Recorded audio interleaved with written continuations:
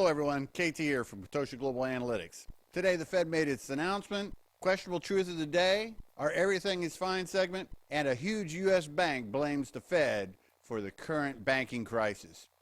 Get ready. Atocha Global Analytics. Please like and subscribe.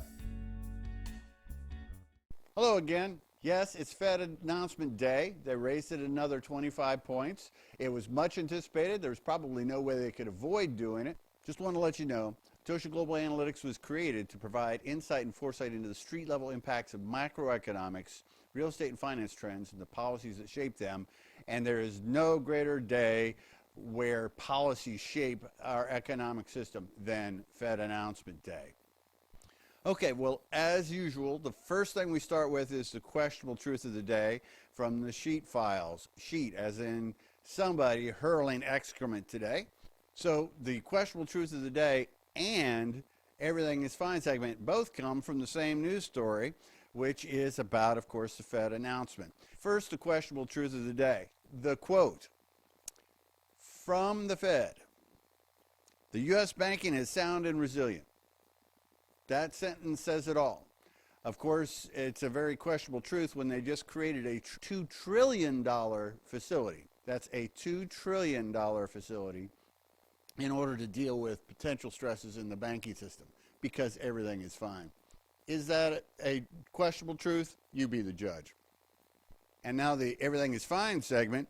It says here, on Wednesday, the Fed said it expects the economy to grow 0.4% in 2023, slightly less than the 0.5% it projected in December, according to the policymakers' median estimate. Officials forecast just 1.2% growth in 2024, below the 1.6% they previously projected. So everything is fine, but we are going to have barely positive growth by their projections, which they continue to revise downward. Again, everything is fine. So there's two things I wanted to focus on today. One, I wanted to focus on the statement by the Fed and what the new policies are. Some specific things that I wanted to address.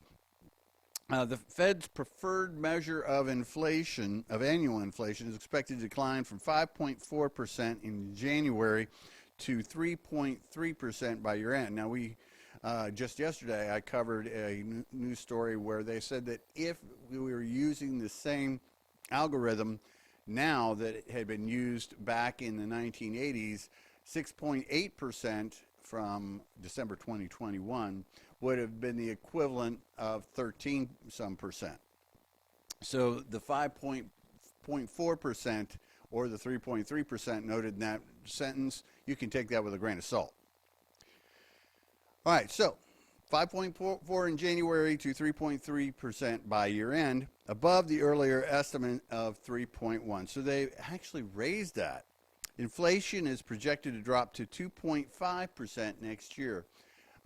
However, I really question that, considering what they've done already, starting with some quantitative easing and associated with the banks. So the next sentence is really key here.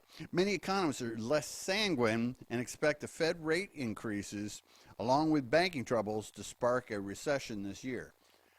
That's more than just many economists, believe me. The Fed predicts 3.6% unemployment rate will rise to 4.5% by the end of the year.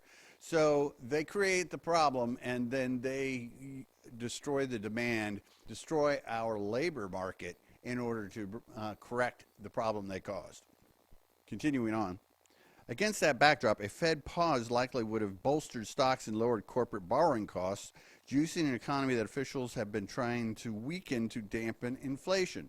Again, harming the economy and our livelihoods, our labor market, in order to solve a problem they've caused. A pause in rate raises also could have suggested the Fed fretted the banking system wasn't stable, possibly stoking more stress, economists said. That is a very valid point, and this was discussed extensively in a lot of different venues.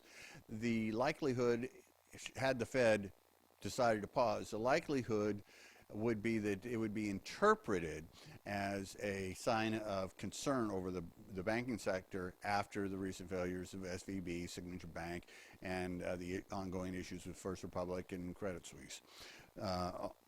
And of course, Credit Suisse over in Europe. So this was something that I found really noteworthy.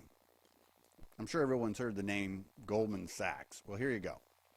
At the same time, Goldman Sachs, among others, said that a rate hike would undermine the Fed's goal of calming financial strains and assuring Americans' banks are stable, especially since central banks' aggressive hikes helped trigger the crisis.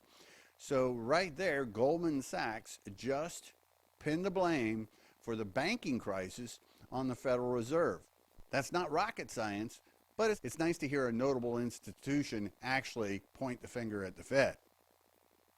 The next paragraph, Goldman continues, and since the turmoil is expected to prompt banks to pull back lending, Goldman said it would cut economic growth by up to a half point, meaning their projection. They would cut their projection by half a point, serving as the equivalent of a quarter to half point rate hike.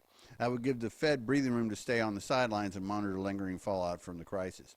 So just yesterday, I had noted an article 48 hours prior to me shooting this video that they had cut their projection from 1.5 to 1.2. They've now cut to 0.7, and that is in a matter of 48 hours. So Goldman Sachs in this case is actually seeing a significant decline on the horizon.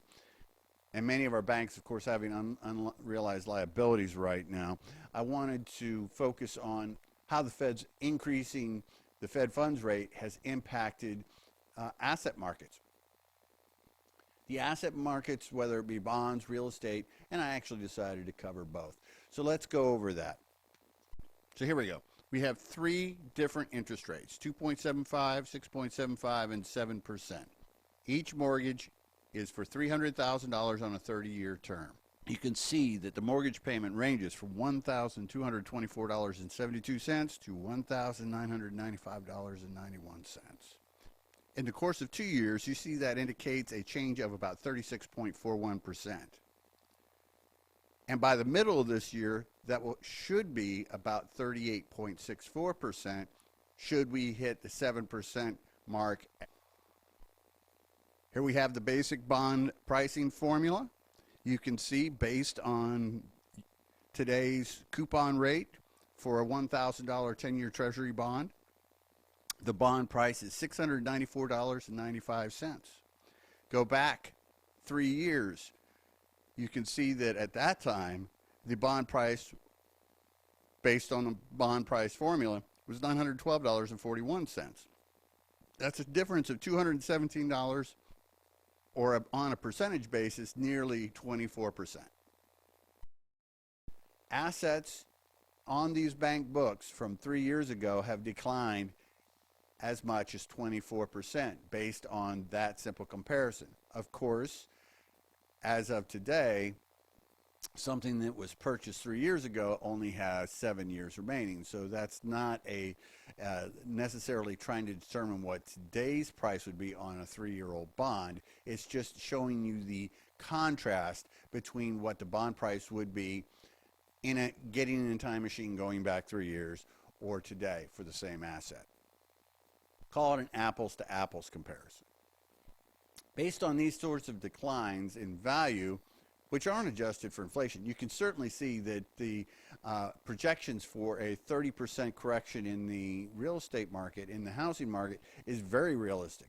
It is very realistic that it would actually be somewhat more than that, because as history showed us back during the Great Recession and the real estate correction at that time frame, we didn't just stop at kind of parity. We actually, in some markets, we were discounting properties 15 or 20% below where they really should have been. In many cases, we were selling them 10 or 20% below what the depreciated value indicated they should be. So what we're trying to show here is whether it's bonds or real estate, the values or the prices associated with these different assets have been radically impacted by the Fed's policies. Assets have gone down in value significantly, and it has yet to filter through the system. So before we close, as usual, we always want to give you a good forecasting tool. One of the best forecasting tools we have out there for forecasting what the economy should be doing is what trade is doing. They say 70% or so of the U.S. economy is the consumer. Well, consumers buy goods. Consumers buy services. So goods specifically are a very good way of tracking or projecting where the economy is, has been, or is going to. So in a number of my videos before, I've shown you different things, the Baltic Index, the freight indexes, whether it's for trucking or by rail. Today, I actually look at what's going on in China. Just so you know, 17.9% of our economy is based on imports from China. According to the same stats, it's supposed to be $2.8 trillion. Of course, that would be our private economy, and it was just mislabeled because our entire economy includes government spending. The 2.8 actually is the portion that is not government spending. So based on some basic research, it's easy to find out that 17.9% of our economy is imports from China. And that's a huge number. $2.8 trillion was associated with that 17.9%. So I went and checked the Chinese Containerized Freight Index. I wanted to see a 2 or 3 year history on it. And in the middle of 2022, the index was at 3,500. As of today, Fed announcement day, March 22nd, that index sits at 992. Please note the image. Yes, 992. It has dropped that much. They say the economy's supposed to slow. Looks like it actually is. So I want to thank you for tuning in today, and I look forward to connecting with you tomorrow. Again, another questionable truth of the day from the sheet files, another everything is fine segment, and more. Atocha Global Analytics was created to provide insight and foresight into the street-level impacts of macroeconomics, real estate and finance trends, and the policies that shape them. What is happening in the financial world today shows us that those of us on Main Street are in a street fight for our financial futures. In order to win this fight, we need to become truly streetwise.